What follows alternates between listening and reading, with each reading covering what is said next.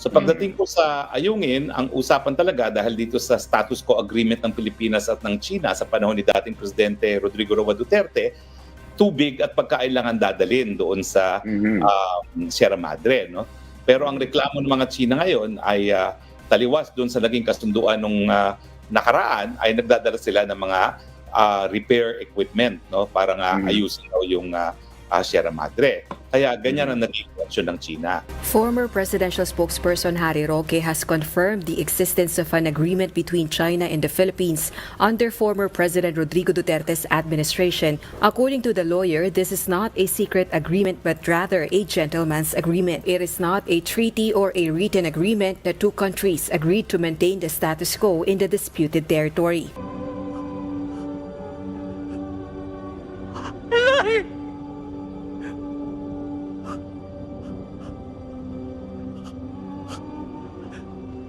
Naman sa batani.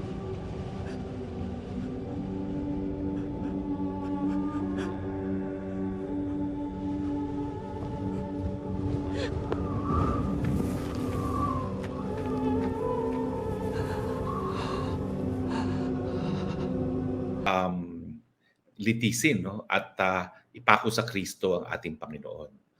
Sa Maundy Thursday, yan po yung napaka-importante because diyan po yung last 7 words.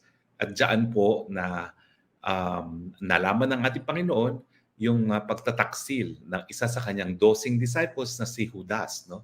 At binenta nga ni Judas ang pagkatao ng ating Panginoon. No? The great betrayal. No? At dahil po diyan, sumunod na ang Good Friday kung saan napako ang ating Panginoon, ang Black Saturday kung saan nailibing ang ating Panginoon, at siyempre po ang pinaka-importanting araw sa Semana Santa, ang Easter Sunday, ang pinaka-importanting okasyon sa ating pananampalataya mga Kristiyano, yung muling pagkabuhay ng Panginoon, dahil talagang ang paniniwala po natin ay nagkakaroon tayo ng buhay na walang hanggan sa ating Panginoon kung tayo po itatanggap ni Kristo bilang tagapagligtas. No? Pero hayaan nyo namang ihambing ko ang pagtataksil ni Judas sa ating Panginoon sa pagtataksil na isang Judas sa ating lipunang Pilipinas ngayon.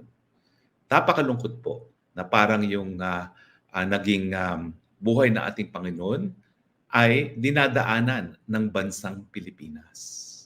Meron po talagang nagtaksil na isang disipulo.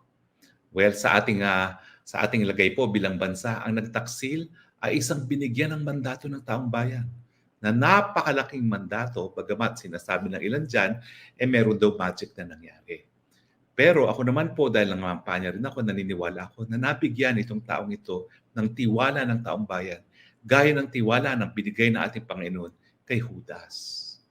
Pero maaga pa sa ating kasaysayan, sa ilalim nitong Judas na ito, naibenta rin niya ang ating bansang Pilipinas kapalit ng pilak ng ginto. Kapalit ng mga tagong yaman na matagal nang nais na mabawi pero hindi nagagawa. At dahil nga kapalit ng mga pilak ng ginto, naibenta at tinaksil ang ating sambayan ng Pilipino. At ngayon, nahaharap tayo sa banta ng pagkapako sa krus. Dahil tayo po ngayon ay nasa alanganin na dahil anytime po ay pwede nang makaladkad tayo sa gera na wala namang mong kinalaman ang bansa. Hindi ba ho parang nagkaroon ng paghambing sa nangyari sa ating Panginoon ang nangyari sa sambayan ng Pilipino ngayon?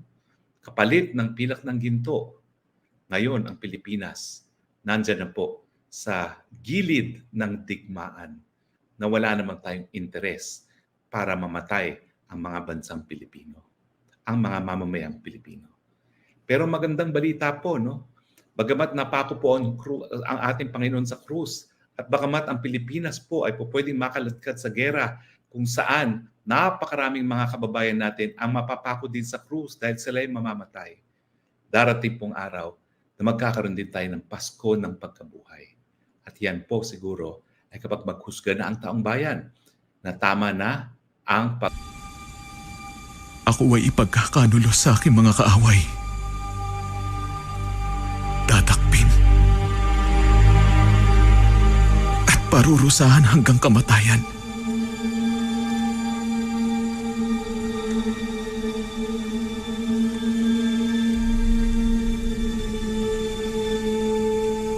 Huwag kayong matakot.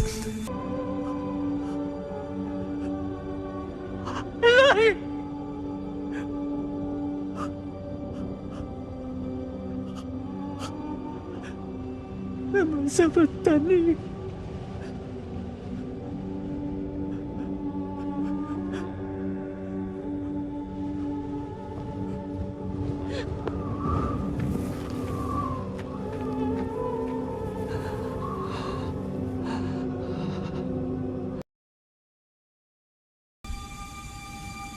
Ako ay ipagkakanulos sa aking mga kaaway.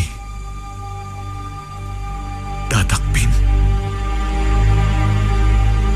At parurusahan hanggang kamatayan.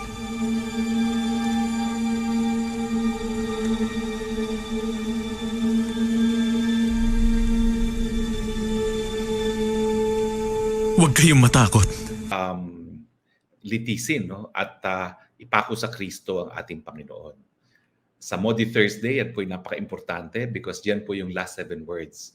At diyan po na nalaman ng ating Panginoon yung pagtataksil ng isa sa kanyang 12 disciples na si Judas. No? At binenta nga ni Judas ang pagkatao ng ating Panginoon. No? The great betrayal. No?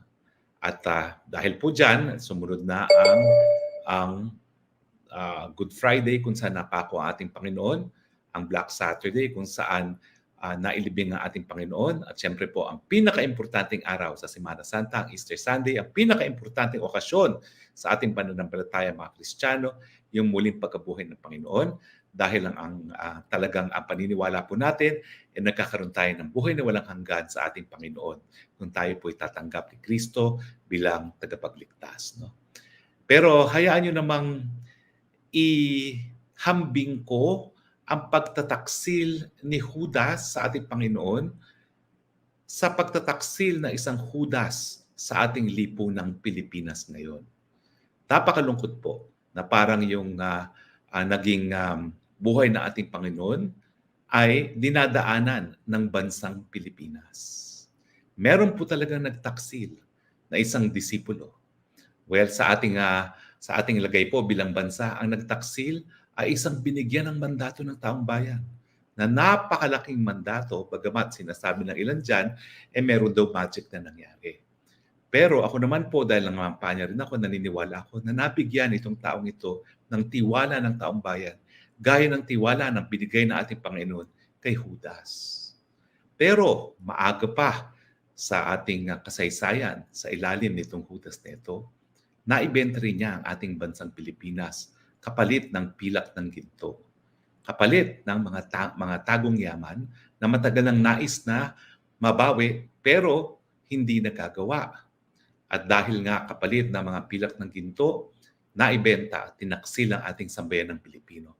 At ngayon, nahaharap tayo sa banta ng pagkapako sa krus. Dahil tayo po ngayon ay nasa alanganin na dahil anytime po ay po pwede nang makalagkad tayo sa gera na wala naman mong kinalaman ang bansa.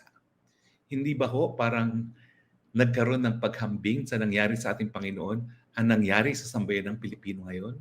Kapalit ng pilak ng ginto, ngayon ang Pilipinas nandyan na po sa gilid ng digmaan na wala naman tayong interes para mamatay ang mga bansang Pilipino, ang mga mamamayang Pilipino. Pero magandang balita po, no? Bagamat napako po ang ating Panginoon sa krus at bagamat ang Pilipinas po ay po pwedeng makaladkad sa gera kung saan napakaraming mga kababayan natin ang mapapako din sa krus dahil sila ay mamamatay. Darating pong araw na magkakaroon din tayo ng Pasko ng pagkabuhay. At yan po siguro ay kapag maghusga na ang taong bayan na tama na ang Ako ay ipagkakanulos sa aking mga kaaway. Tatakpin. At parurusahan hanggang kamatayan.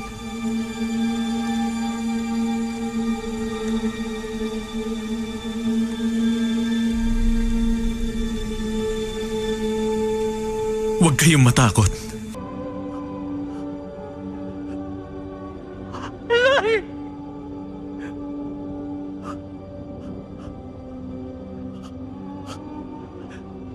Naman sa mata ni